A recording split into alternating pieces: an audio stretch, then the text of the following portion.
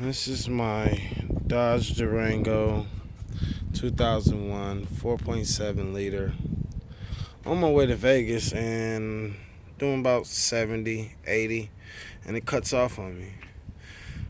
Also, it was leaking a lot of oil and squirting water from somewhere. The motor's not locked up, and the pulleys are turning.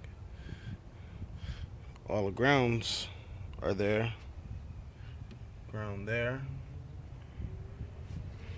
Ground down there.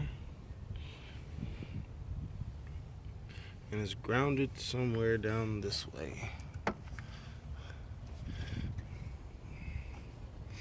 Let me crank it for you and show you what it's doing.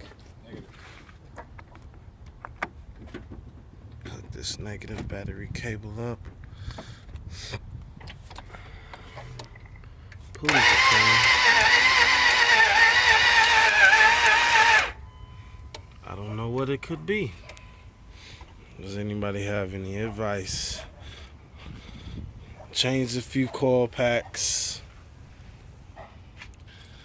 and still no start, but it cranks, and can't find a video similar to mine.